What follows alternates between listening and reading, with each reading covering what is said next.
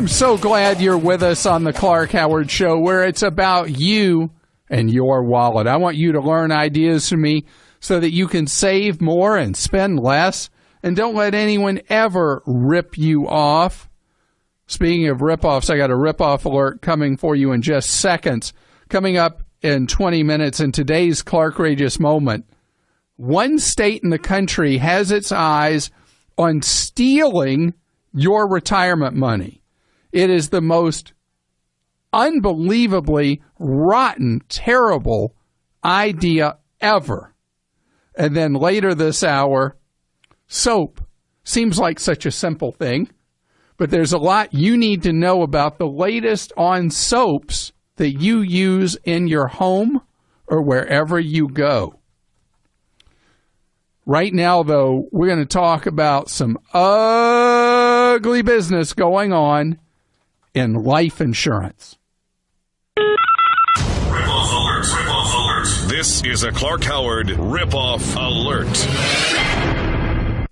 We get so many questions posted on clark.com/ask about life insurance. It's one of the most common areas that people post questions about. It's a very confusing area.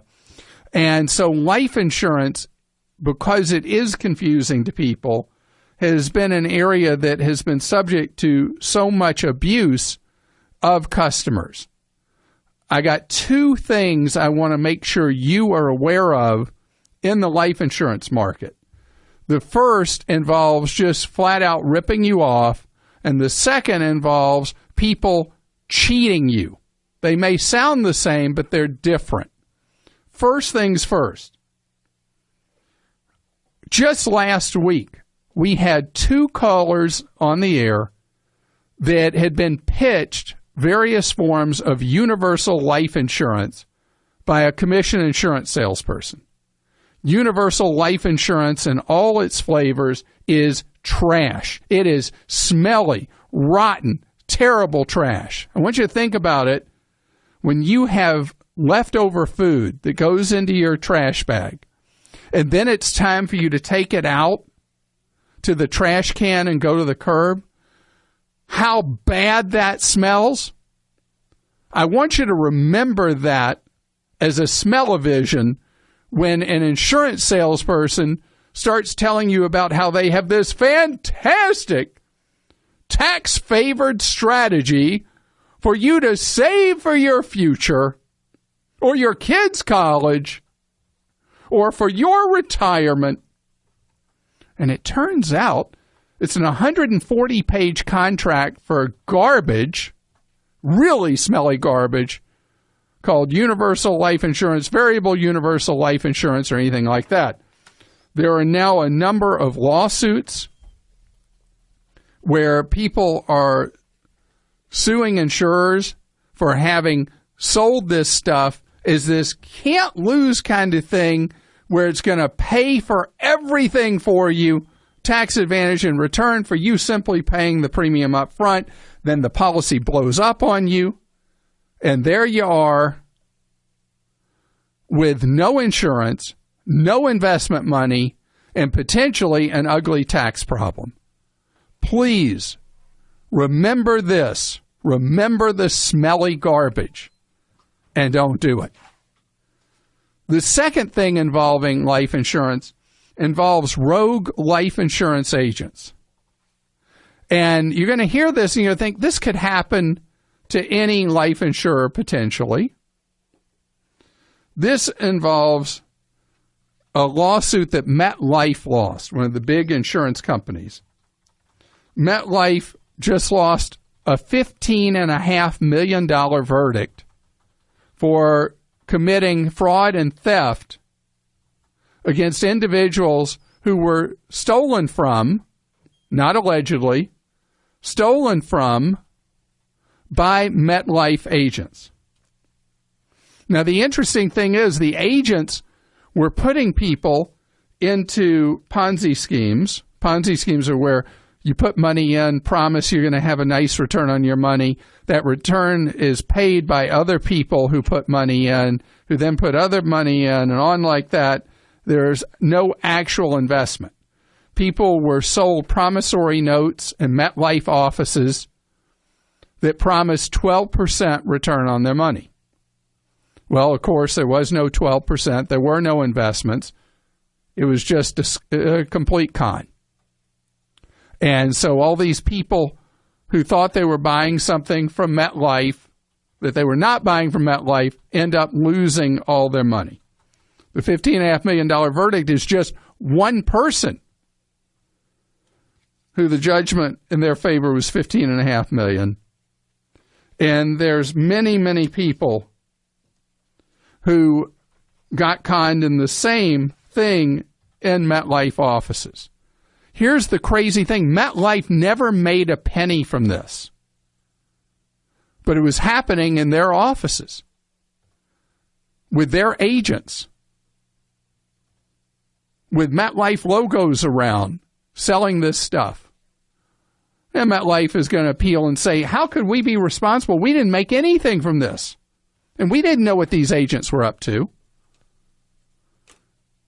But this is what you need to know that's so important, is that the insurance area has always been subject to fraud and abuse and ripoffs, because the industry lives by confusion, by contracts that not even a lawyer can understand. And it's why you need to understand exactly what you're buying. If somebody hands you an 80-page contract or an 100-page contract or whatever, there is no chance you're going to understand what all those provisions mean. There is no chance you're not going to end up later saying, but wait, I was told, and this thing called a policy illustration says, and then they're going to say, well, on page 62, on paragraph 3, sentence 2, it says, no way. Don't get involved with any of that junk. When you look to buy insurance on your life, buy only what you hear me talk about, and you can read about it at Clark.com. Buy level term insurance. Level term insurance, where all it does is pays a death benefit to your survivors when you die. No fancy savings or investment or anything. It's just cheap to buy, cheap to own, and does what it says it will do. And you can very easily compare one level term insurance policy to another. What does it mean, level term? You buy it for a period of time, 15, 20, 25, 30 years, and the premium stays the same all through those years. You buy it to cover the time that your kids are growing up, or to cover the remainder of your work cycle till it would be time for you to bag it and retire or whatever, so that there is replacement of income for your survivors. And people can't cheat you on that because it's so easy to understand and so easy to comparison shop. Remember, it's the confusion that the insurance industry peddles that makes it possible for you to get ripped off or worse by a life insurance company. Paul is with us on the Clank Howard Show. Hello, Paul. Hey, Clark. I've listened to you for many, many years, and I try to be frugal like you. And first of all, I was in the insurance business for many, many years. And, yep, it is a different world today than it was back when I was selling. Recently, by the way, I need your opinion on this. Was I too harsh just then? No, heavens no. One of the problems, of course, when you get old, you've got you can look at the mistakes you made. I wish that I'd gotten longer term on my term. We used to say buy term. Well, you know, they say now buy term and invest the difference. But anyway, the reason that I called, you recently said my wife is getting to the age where she will be looking at Social Security. she has the idea that she wants to start collecting at 62.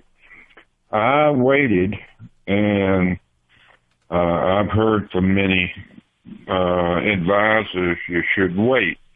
Then you mentioned a company that has an excellent program, and I think it was about $20 or $30. Oh, it's more than that. It's $40. All right. But your wife can run her exact scenario and figure out the ideal moment to take Social Security. And it's called MaximizeMySocialSecurity.com. Maximize. In addition to that, as someone pointed out recently in a Clark Stinks post, that it's really foolish of me not to mention that Social Security itself offers a benefit calculator that you can use for free, as does AARP and also Bankrate.com. So you can try multiple ones, and what you want to see is correlation. You want to see that they're giving a pretty clear, similar answer on what would be the ideal age for your wife to take Social Security. Okay. That's wonderful. Now, would that also tell you whether you ought to take a spousal benefit? 100%. All the calculators will do that. Yeah, that's fantastic. Hey, I always enjoy you. When I'm out doing yard work, I listen to you on my portable. Well, I'm glad you do. I hope you're not running a lawnmower while you're trying to listen to me. That wouldn't be good for your hearing. Well, I've got a riding lawnmower. Okay. All right. Well, I hope that does help, Paul, and thank you so much for being a listener. And yard work, wow, not my kind of thing. Rebecca's with us on the Clark Howard Show. Hi, Rebecca. Hi, how are you? Great, thank you. You have a question about your husband's 401k.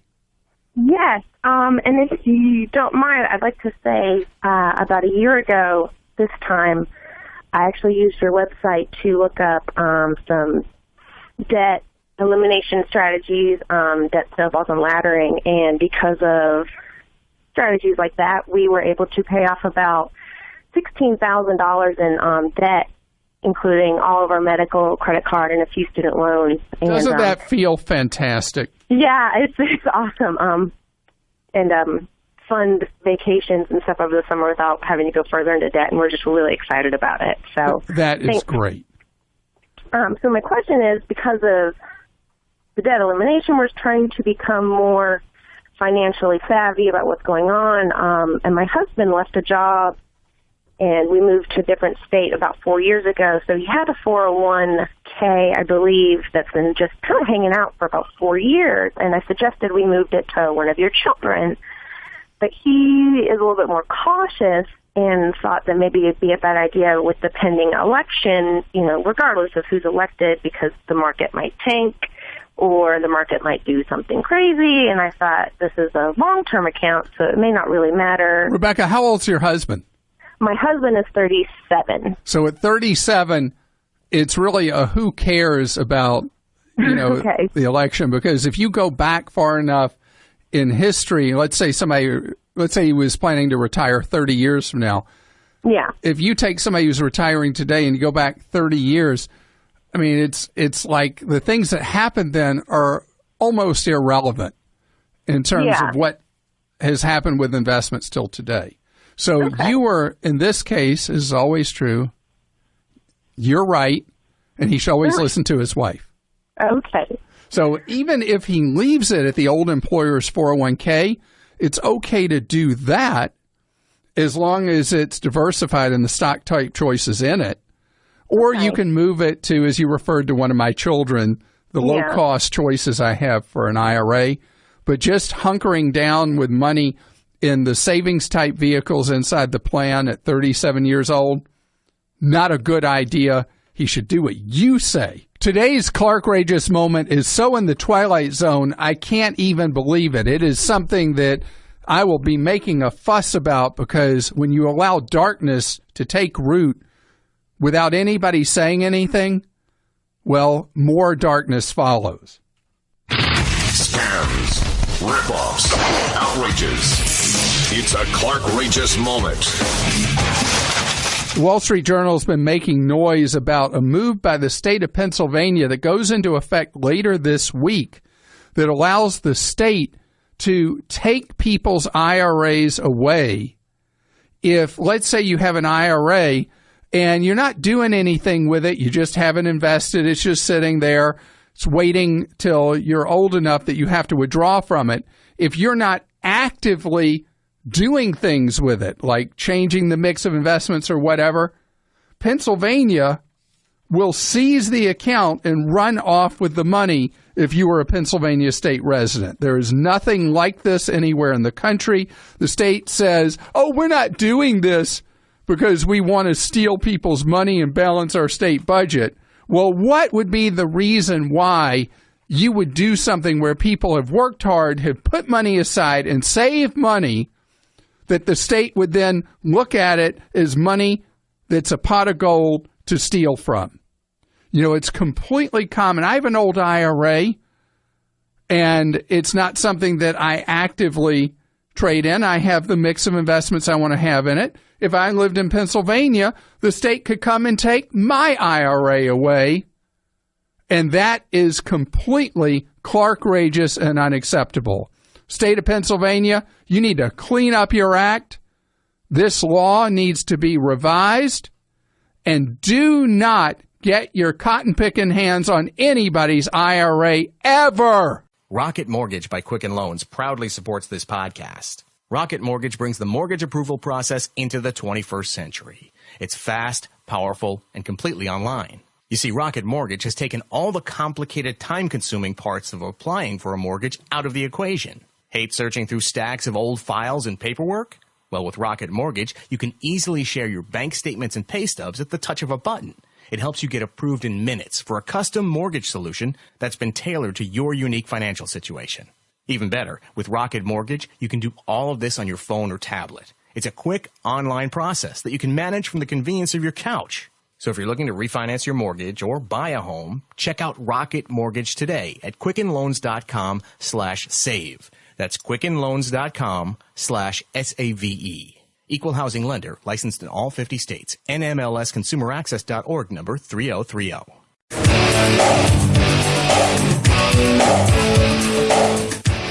I'm glad you're with us on the Clark Howard Show, where it's about you learning ways to keep more of what you make. On the web, we serve you at clark.com, CLARK.com. When you have a question for me for the show, clark.com/ask. In addition, you can get off-air advice 45 hours a week for free from a member of our team. And you call in for this off-the-air advice. If you go to clark.com, you'll see how to call in. The 9 hours available each weekday are 10 in the morning Eastern to 7 in the evening Eastern time. And this is a free service of our show since 1993 to provide off-the-air advice. It seems like antibacterial soap has been controversial for about that long. And it became all the rage to buy liquid soaps with antibacterial in them. And then it became more and more known several years ago that this could be very harmful to you. And that's when you saw soap starting to appear on the shelves again that were not antibacterial. The chemicals in antibacterial soaps have been found to be harmful without an overriding benefit to using them, especially harmful to children. And now the FDA, the federal agency responsible, after years and years and years, is finally banning the antibacterial soaps. So there are potential long-term negative consequences. And by the way, the stunner, it's not more effective at getting clean than plain old soap. So often we take new and improved and believe it. But new is not always improved. New is generally only used as a marketing way to sell something for more money. So this is something that I would like you to take seriously, that you do not waste your money and potentially harm your health buying antibacterial soaps. Now, there is another issue that is very much under study right now, and that is all these hand sanitizers, that those also may be harmful for you. And that's only a may right now. There are a number of chemicals that, I never took a lot of science. I had a year of physics, a year of chemistry. I have so much trouble pronouncing these things that are 5 or 6 syllables long. So I think we'll just put the list that the FDA, the chemicals the FDA is worried about in sanitizers, we'll put that on Clark.com. Should I try? Okay, I'll try one of them. Benzalkonium chloride, benzethonium chloride, and chloroxanol. And those are allowed to remain on the market for now, but I saw one published report that companies are rushing to get the suspect chemicals out of the products they continue to have on the shelves anyway as we speak. But the important warning for you, if you have young children, do not have these antibacterials in your house. Amy is with us on the Clank Howard Show. Hello, Amy. Hi, how are you? Great, thank you. You want to talk about kids? Yes. What's going on with your kids? Well, I was on Facebook and an ad popped up for a GPS watch for my daughter to wear around her, that I can kind of check in from an app on my phone where she is at any time. And I have absolutely been interested in that, but the more I looked at it, it was asking for a SIM card, and I have Sprint, and it seems like they're not compatible. I didn't know if there's product reviews. There's a lot of just kind of gray area of what additional steps needed to be taken for it. Well, I have been a fan of the idea of having the GPS devices for kids. Mm-hmm. And Consumer Report says I am wrong. Oh. In fact, I'll read you their headline about these. They say GPS gadgets that track your kids promise a lot, deliver little. Yeah. And they were very disappointed in the effectiveness of these.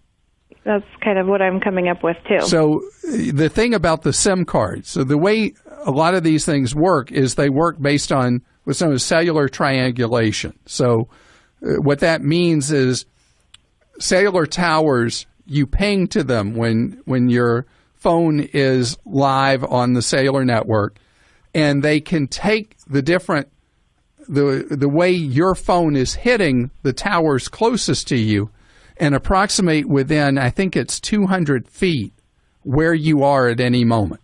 So you could be anywhere in the United States, and within a couple hundred feet, your cell phone carrier knows where you are. Mm-hmm. So it's the same idea with these things. That's why it would need a SIM card. Okay. But as far as spending the money, it seems that it's not well spent money. Yeah.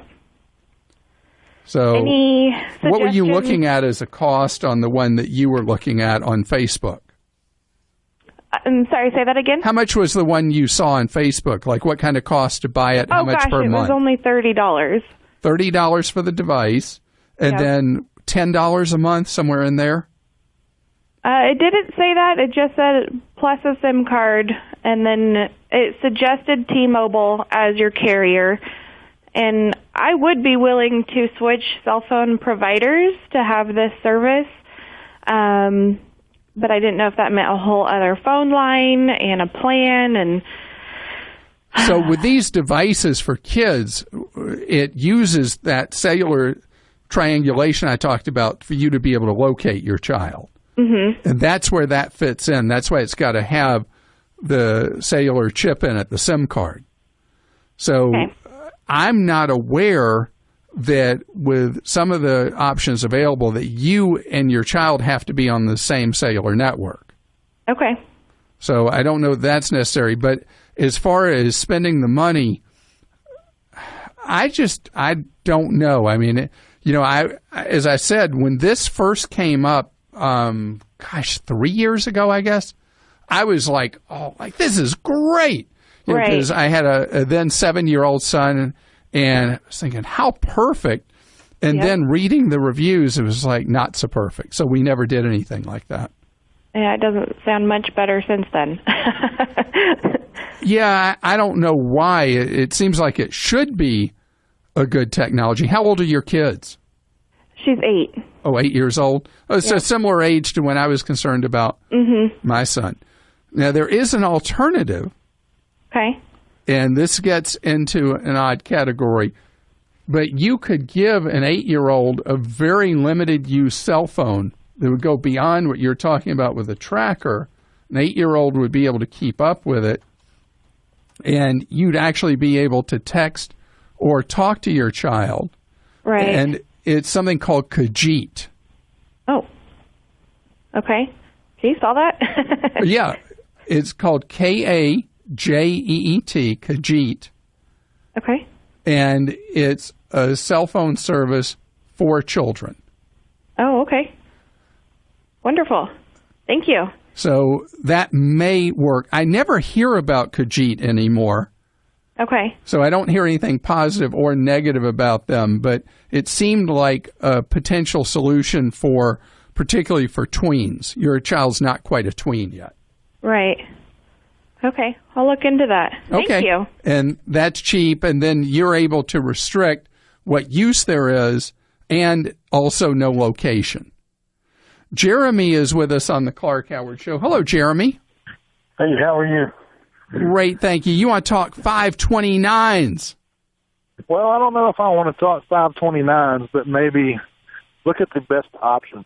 I have 3 young boys, and my wife and I are tremendous believers in education. And I know the tax advantages of the 529. However, I look into the future and think, college may not be for everybody. Secondary education may not be for everybody. The landscape of the way we know things today might completely change, and value in society might come with farming or other trades that don't require secondary education. And I don't necessarily want to feel penalized if we put money into a 529 and they don't use that money towards education or educational-related expenses. You're completely right. And I'm wondering, what's the best way to approach it? Because I don't want to just save for the children and then when they turn a certain age or meet certain requirements, they have access to thousands of dollars. Because, when I was 20, if I had access to thousands of dollars, it would vanish right before your eyes, right? Exactly. I would not use it the way it was intended to be used. And I just want to know what's the best way to protect them, for me to support their dreams, regardless of if it's education or if they get married and want to have a family. All right, I'm going to give you my unusual strategies to get this done, okay? Okay. First of all, you said you have 3 children? 3 boys. So the odds that 1 or 2 of 3 would go to college is overwhelming. Correct. The odds that 0 for 3 go to college today is about 0. So you have a really good shot that you're going to have 1 or more college students there.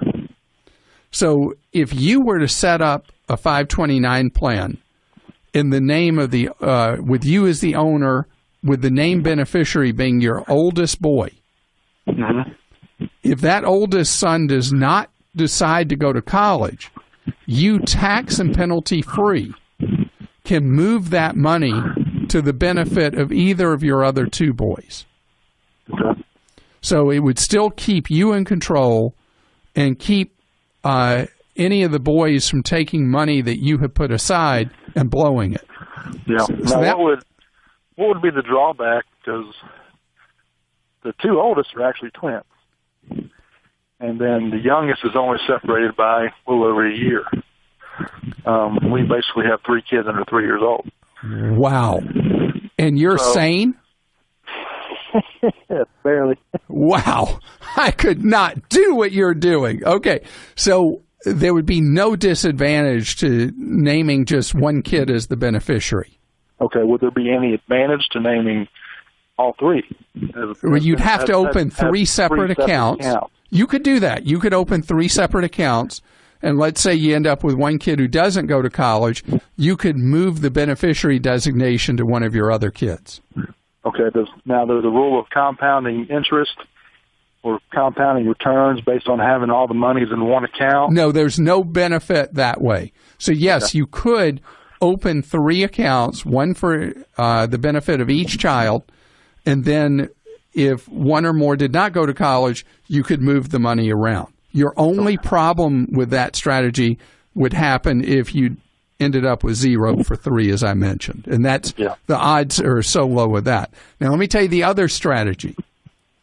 The other strategy is that instead of putting money into a 529 plan, you and your wife fund Roth IRAs. Even if you're funding Roths, fund them beyond what you would have with the money you intend ultimately to be for the benefit of these 3 boys.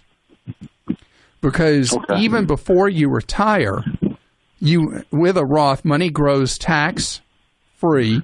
It's spent tax-free if saved for your retirement.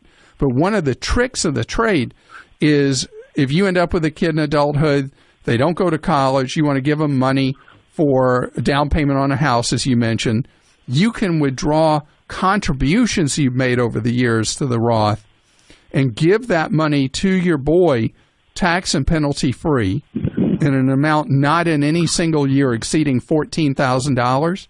Yeah. And there's no tax problem whatsoever to doing that. Okay.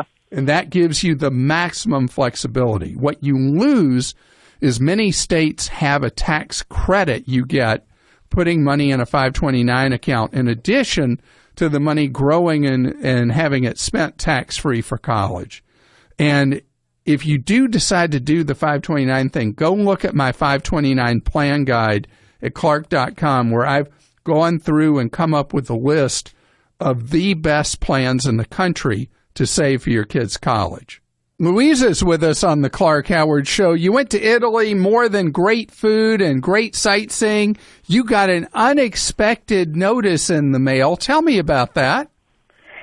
Well, Clark, I was very surprised to receive this official-looking, 3 official-looking letters from the Comune di Firenze, the Florence Municipal Police, telling me that I am late in paying 3 separate traffic violations back in 2011.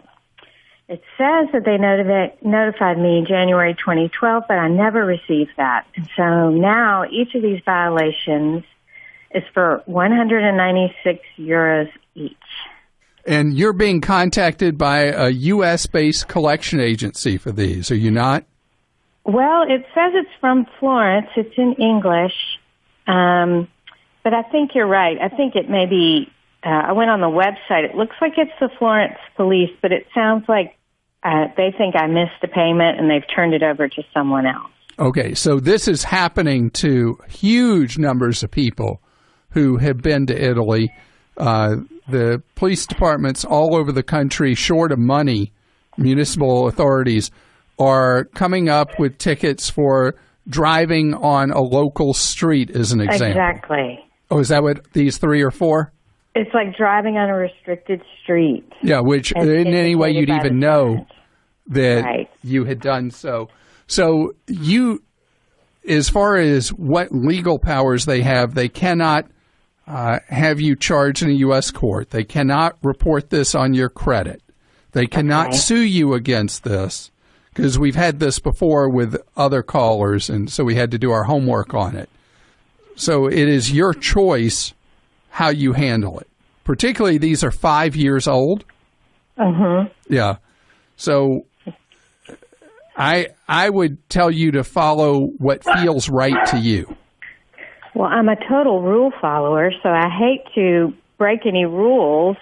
But again, you know, this is all like a tax revenue scheme. This is not legitimate law enforcement that's going on with the Italians. And I'll tell you that Italians that get these tickets, well, let me tell you, they have never paid one. So you make your own call as a rule follower. You know, when you're going to buy a car, pricing information is great and necessary. But there's more to doing it than just the price. There's the actual buying experience. If you want to enjoy a better one, you should go to a True Car certified dealer. They're there to help you find the car that you want, and they're also what make True Car unique. With True Car, you can connect with a local certified dealer that you choose, so you can lock in a guaranteed savings off the MSRP and enjoy a totally better buying experience. And by better, they also mean faster. Over 2 million cars have already been sold to True Car users who have visited their True Car certified dealer. And there are over 11,000 True Car certified dealers nationwide, so it's probably pretty easy to find one near you. And check this, for a new car, average True Car users save $3,279 off MSRP. All right, so you're probably wondering, how do I do this? It's easy. Just go to TrueCar.com or, right there on your phone, download the True Car app. You can find the car you want, see the True Car pricing curve, which shows you what other people in your area paid for the same car, and that way you can know you're getting a good price and feel confident. Then you'll get a guaranteed savings certificate from the True Car certified dealer. Go to the dealer, and your guaranteed savings off MSRP will be honored, and you enjoy a quick, easy experience. How's that for car buying? So when you're ready to buy a new car, or even a used one, visit TrueCar.com or download the TrueCar app and enjoy the better car buying experience. Some features are not available in all states.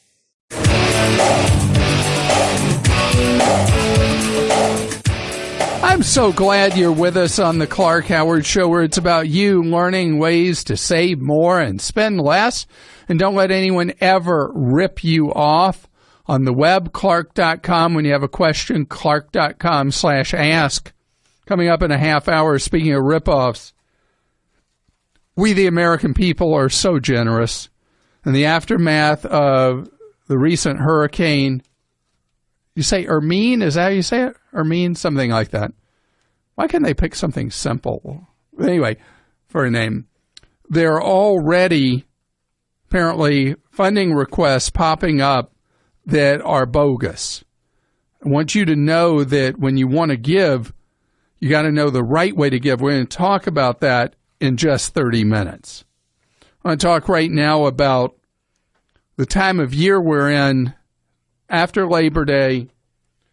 Car companies and dealers are trying to get rid of anything they have still sitting there that's a 2016. It is time for the 2017s on dealer lots, and it's a tough thing right now for car dealers and manufacturers in some segments of the car market. This is in spite of what may be another record-setting year in overall vehicle sales. This is from one of the trade publications, Automotive News. Demand for mid-sized cars is at a 5-year low and falling faster every single month. So here we are in a huge sales year, and the mid-size products completely unloved in the market because the market shifted. When people are looking at buying what they would have bought in the past, a family sedan, a mid-size sedan, they're now looking at a crossover vehicle instead. One of the things they talk about in here is that the Camry, what was always called in promotional materials the family Camry, say that 3 times, family Camry. Anyway, that was always the best-selling passenger vehicle in the country, just forever. Now it's outsold by the RAV4, the Toyota crossover SUV-looking thing. And that's what so many people with young kids want now instead of the family Camry. So if you're somebody who can zig while others zag, the sedan market is your friend. Like just last month, according to the trades, the sales of the mid-size sedans, family sedans, down 30% year over year. 30. I mean, in cars, when something drops like 3%, it's news in the industry. Dropping 30% means they're sitting there begging for a buyer. And the shocker is that with a lot of the family sedans, you can buy them now in the mid-teens to upper teens. So the mid-size car, pretty well appointed even in its base version, is priced equivalent to the segment of the market where product is still moving pretty well, which is the compact car size. Even the subcompact cars, they're selling, but the midsize are not, because the really small ones don't face that same competition from the crossovers. Also, there was a list put together by Credit.com of the vehicles that are what are known as leftover cars. The ones in particular that are being redesigned for their 2017 version, or the cars just flat out discontinued, that the existing version, the 2016, is being very heavily discounted. Top of the list is the Mercedes-Benz E-Class sedan, being offered routinely at as much as $10,000 off, and it still makes a very expensive car. The Hyundai Genesis, about 10% off what it was. The Buick LaCrosse, almost 20% off. Something called the Cadillac SRX. I'm sorry, I don't know what that is. It's some form of SUV. It's down about 14%. And then the hottest brand in the country right now of vehicles is Subaru. The Subaru Impreza is going through a redo, and it is also being discounted with a discount of roughly 10% as well, because they got to get rid of the 16s. Sarah is with us on the Clark Howard Show. Hello, Sarah. Hi. Thank you for taking my call. It's my pleasure. How can I serve you? Well, our daughter will graduate this December, and she's planning to go to, or hoping to go to, physician assistant school. It'll be in about 18 months to 2 years' time. And she's going to have to get student loans to pay for it. And I really know very little. I've tried to do a bit of research, but I don't know, I find it quite confusing. I was wondering if you could talk a little bit about student loans. And is she, you have, if I'm going to guess, Australian accent? English. English. Oh, man, that's the second time recently I've been wrong on that. I apologize. It's easy to confuse. I'm sorry. So, that's okay. Is she a U.S. citizen? She is. Okay. The reason I asked that is that borrowing will be pretty easy for her for a PA program, because she'll be eligible under the federal student loan program, where she'll be able to borrow at pretty favorable rates. Is she going as an undergraduate program or a master's level program? Master's level. Okay, so she will not have a cap on what she can borrow under the federal graduate student loan program. Oh, okay, good. So it'll be fairly easy. And is she going to a state school where she'll be in-state, or is she going to a private school? Or? Well, she doesn't know yet. She'll be applying around next May, I believe. So she doesn't know yet where she'll be going. Because the state schools for PA programs tend to be 2-year program, right? Yes. They tend to be $40,000 to $50,000 for tuition. Right. The private schools, all bets are off. But yeah, I mean, hopefully she'll get into a state school, but we don't know yet. So if she does state school, the amount of money she'll have to borrow to complete the master's level PA will be plenty low enough versus what she'll earn even starting out as a PA. So, okay, well, that's good to know because, up to now we paid for her undergraduate degree, and I know it's going to be stressful for her, kind of borrowing money and being in debt. So I would tell her, if she were calling me right now, I would tell her not to worry because there's a rule I have for borrowing for school, and that is never borrow more than what you'll earn your first year on a job in your chosen profession. And because her earning power is going to be so good as a PA,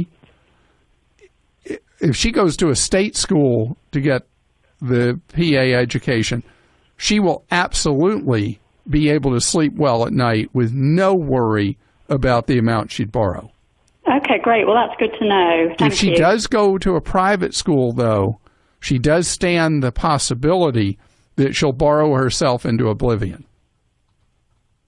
Okay. If she went to a private school, would she still be able to get federal loans? Yes.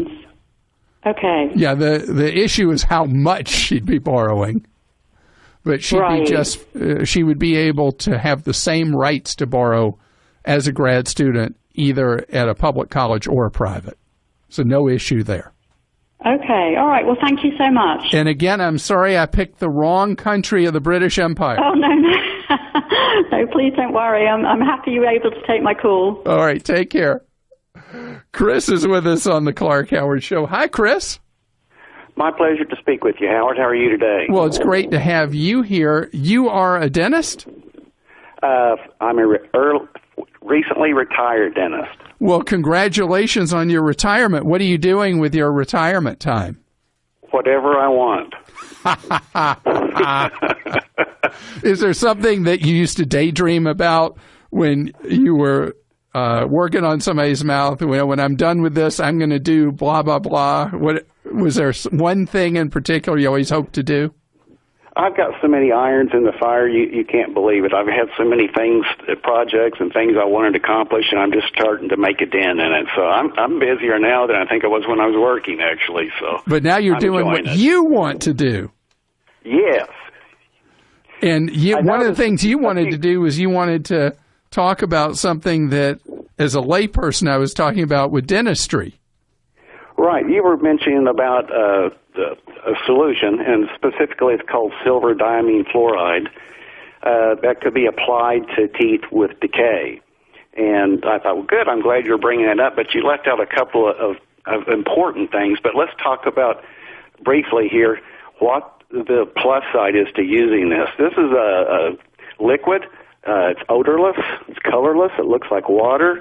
But you can use this to treat decay with no drilling. And it will arrest decay, stop the decay, and stabilize the spread of future decay. And where we're seeing this as being most beneficial is in the use of children, where sometimes cooperation is difficult depending on the age of the child. We're seeing it very beneficial in elderly adults, where we may see decay on the roots of the teeth, which the roots are much more susceptible to decay than the upper portion of the tooth where we have enamel. And we're seeing it very beneficial for patients who may have learning disabilities or situations where cooperation may be difficult with those. So anytime we have somebody with an intellectual or developmental disability, we never know. They may be the best patient in the world. It may be a struggle. So things like this just make it much, much easier. It's very easy to use if you use it properly. It's very inexpensive to use, but it's not a cure-all, because what you've done is you've stopped the decay process, but you have not restored the tooth.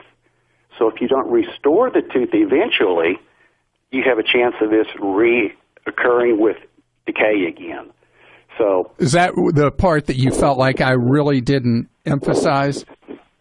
Well, I think the most important thing you didn't skip on is that once you use this, and let me just describe how we use it. You use something that looks like a teeny tiny Q-tip, and you use very, very little of this liquid. You isolate where the decay is, brush it on, leave it on for 1 to 3 minutes, and you have to keep the tooth very isolated. You don't want to get this on the gums or any other soft tissue.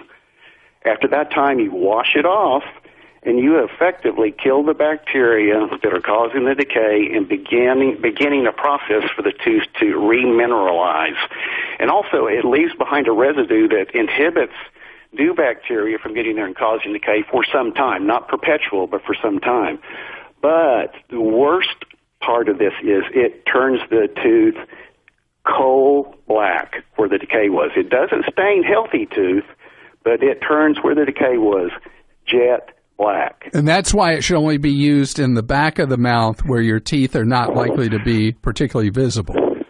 Primarily, but I see a good use for it on young kids, and a lot of times they're going to have decay on those front teeth. Go ahead and use it. Leave the teeth black so you've at least stopped the process of the tooth being consumed by decay, and then come back later and restore it. And how common is this as a method of treating tooth decay versus traditional? This was approved by the FDA in 2015, so it's new. However, it's been used overseas for 20 years plus. So why we're late getting on the bandwagon, I don't know. I don't have an answer for that. Well, I appreciate so much you amplifying this, because whenever I talk about dentistry, I don't know if you've ever heard me say this, I'll be in the dental chair at my own dentist, and she starts in on me, "What are you doing talking about this? When did you go to dental school?" So it's great to have somebody who practiced for so long call in and amplify what I talked about with this. And I hope you very much enjoy your retirement, Chris. Jay joins us on the Clark Howard Show. Jay, you're trying to protect your kid or kids from mischief. How are you trying to do that? Thank you for taking my call, Clark. Certainly. I'm a little bit late to the 8 ball, but I have 16-year-old twins, and I'm trying to teach them about their finances. And one of the things that I wanted to do was to freeze their credit. And in looking at your guide on your website, one of the 3 major credit bureaus defines a minor for my state as under the age of 16. So when I'm freezing their credit, do I follow the minor rules, or do I have them do it as adults? It is a very rare exception to the rule that I don't know if it's just one state or a small handful allow a child's credit to be frozen under basically the adult method from age 16 forward, where most states it's age 18. So in your state, if it says up to age 16, that means at 16 their credit would be frozen just like an adult would in the process. Okay. And it's a great idea to look at freezing a child's credit, which more than half the states now permit, because children are far more likely to be victims of identity theft than adults. Because for criminals, it's a clean sheet identity, and they're not likely to be discovered until a child is normally 18 years old. Right. So it's cheap also, by the way. I'm sorry. I heard you mention with a previous caller that for financial aid applications, they would need to unfreeze their credit. Is that the case? Yes. So once they hit the time they're applying for college, I guess 2 years from now, they're applying for financial aid packages, or next year? Yes, next year. Next year, they will have to temporarily thaw their credit files for that, which is one of the reasons why a lot of people, once a kid's like a year out from college, say, this is more trouble than it's worth. But you can make that choice how you wish. If you want to go ahead and do it and lock it down for that year to keep them protected till it is time for the college aid applications. Stay tuned for 60 seconds of AP News headlines right after this podcast.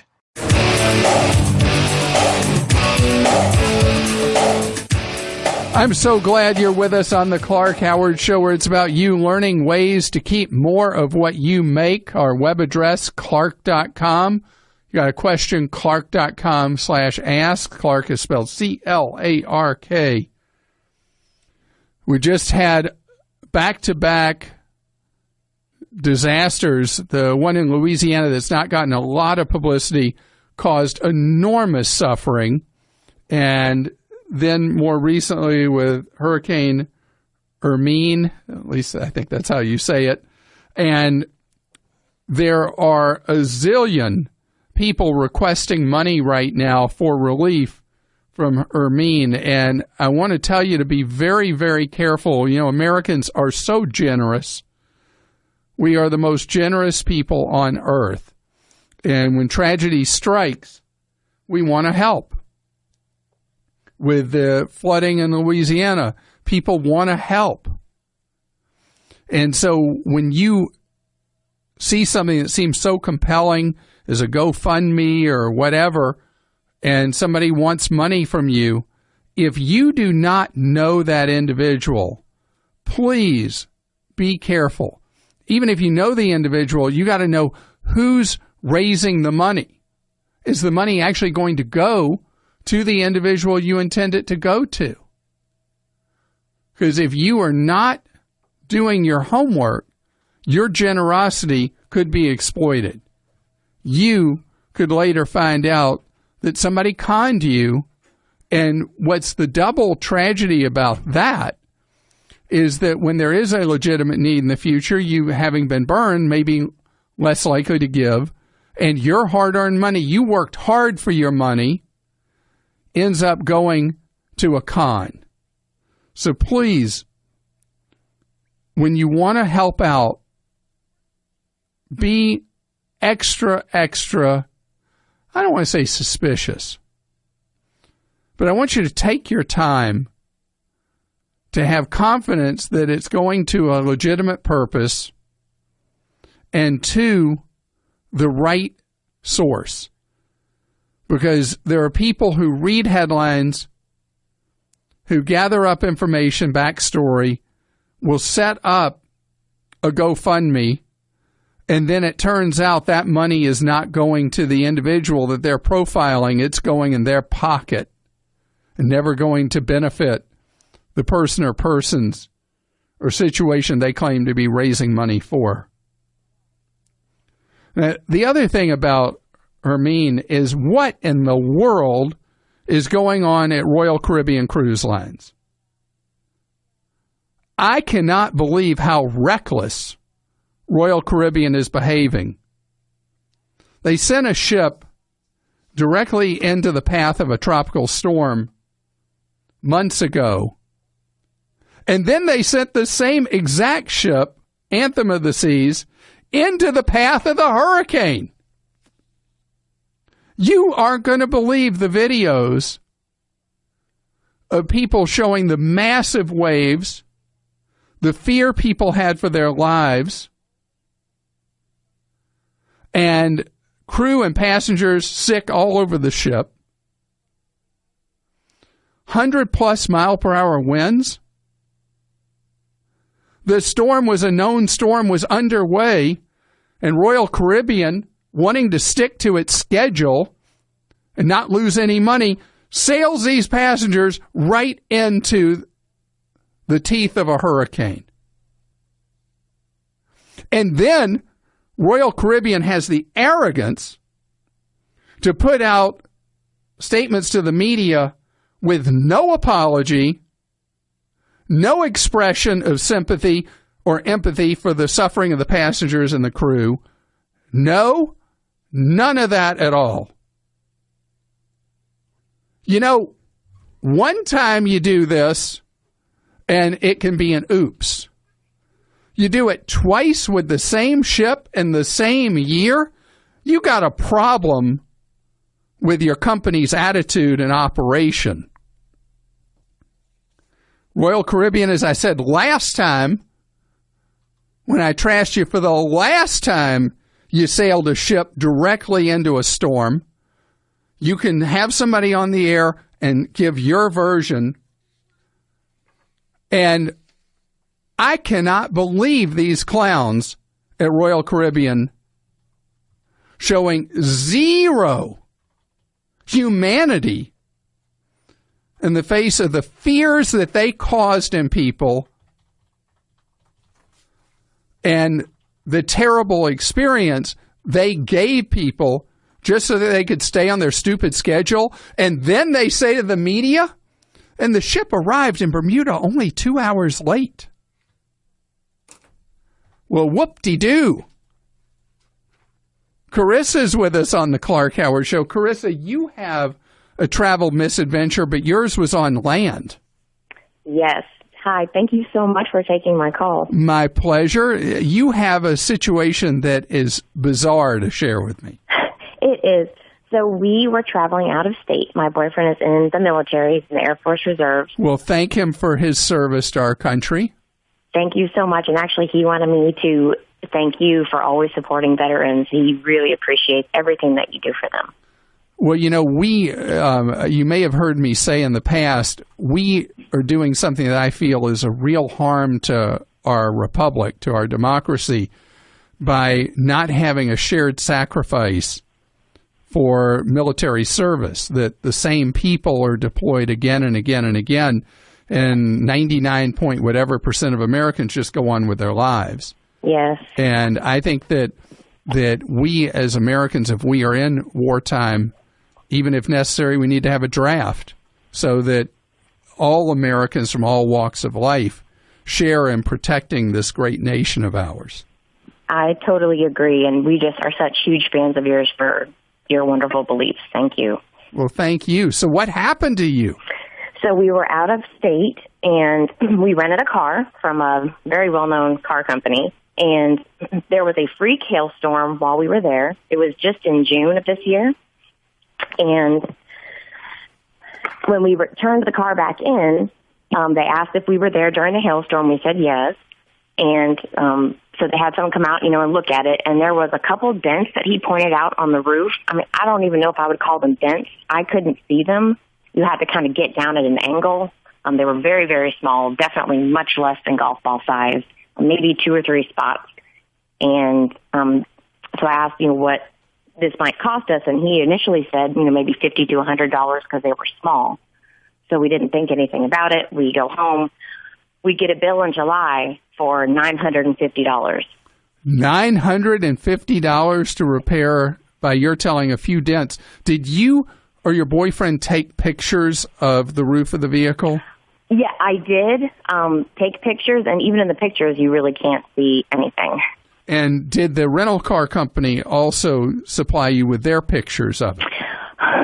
Well, they would say that they did. They mailed it, and they were actually thumbnail size, maybe a 1/2 inch to 1 inch, and were completely blurry. We couldn't see anything. And how many dents are they claiming that you're responsible for this $900 and something? They never even specified how many. They just said, you are responsible for the damage that happened to this car while it was in your possession. Right. So let me tell you, our producer, Kim, has looked while you've been on hold to see what is a reasonable cost in the industry to repair dents to a roof from hail damage. Yeah. And it's for a small amount of dents, which is considered to be up to 5, roughly $300. If you have a huge number of dents, like pockmarks all over the roof, around $450. Yeah. So they're gaming you. They're playing games. Right. And then they turned it in to our insurance. We did not. They actually contacted our insurance. Which is their right. Right. They ask you who you're insured by. Right. And that is their right to do so. Did you pay with a major credit card that covers whatever your own automobile insurance does not cover? Yes. So we're talking about something that will net out likely $0 out of your pocket, with the potential that your automobile insurance may go up, even if you chose to not make it $0 and pay. Because your insurer has been informed, many insurers will automatically treat it as a claim, even if it's a zero-cost claim. Right. So call your insurer, since they've already contacted them, and see what happens with your insurer on a claim for, this was not a collision or anything like that. It may not affect your rates, depending on your insurer. Even if they pay, it may not affect your rates, because it was not an accident, a collision, I should say. Right. Is there anything, though, about we can do for the insurance? I mean, even if it's paid for, we just feel like that's an exorbitant amount for... Well, what you do is you write them back and you say you have your own pictures and you've checked, and the typical cost for a certified paint and body shop for a repair like this would be $350 or whatever it is if you look up just like we did. Okay. And so they are alleging you owe $900+. Right. You can respond back and say, these pictures you sent are a joke. Here are my pictures. I've checked, and a reasonable amount for this kind of damage is. Okay. So it's a negotiation. Okay. They're not used to people trying to negotiate. They're used to people just ignoring them or paying up.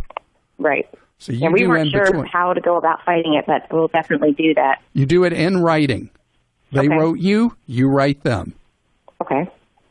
And phone calls don't do anything with a car rental company. Tom is with us on the Clark Howard Show. Hello, Tom. Hi, Clark. Thank you for taking my call. And you are a max saver.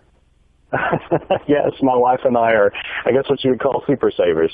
That's great. That max saver is somebody who lives on roughly half of what they make. Yeah, we usually do that. Good for you. And we're trying to make a decision right now. A little background, my wife and I, we own a large parcel of land with 2 houses. We actually live in one of them. We built it a few years ago, and we rent the other one out. It sort of came with the property when we purchased it. And we're trying to decide what's the best long-term investment and sort of cash flow thing to do.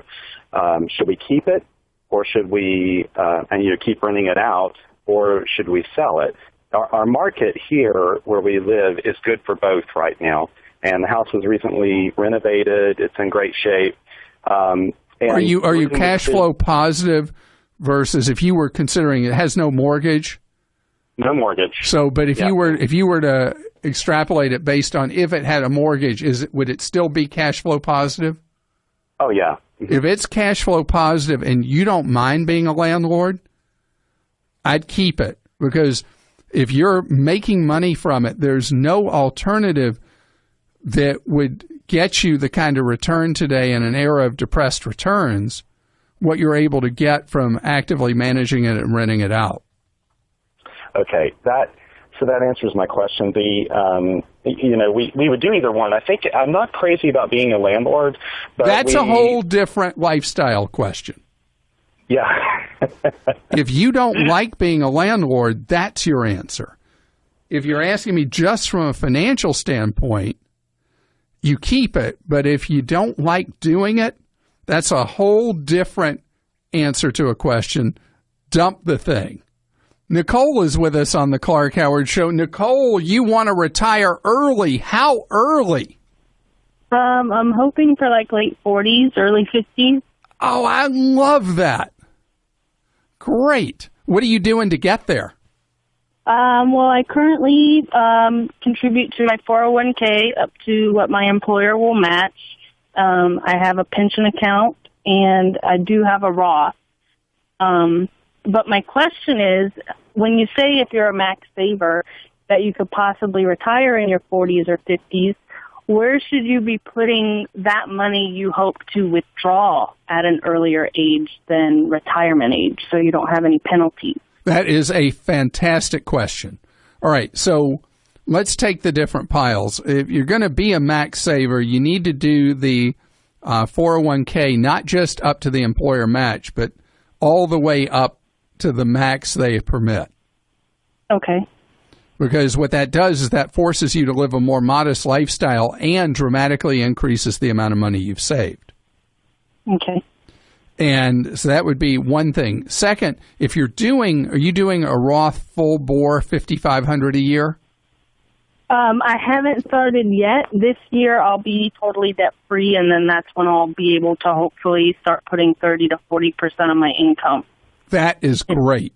So let's say you do the 5,500 into the Roth. The Roth can become the money that you draw on when you are retired, but before you're old enough to be able to withdraw from the employer-provided 401k. Okay.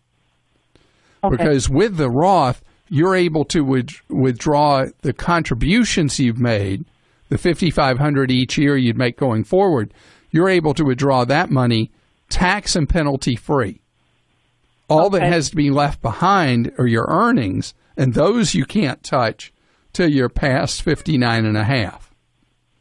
Okay.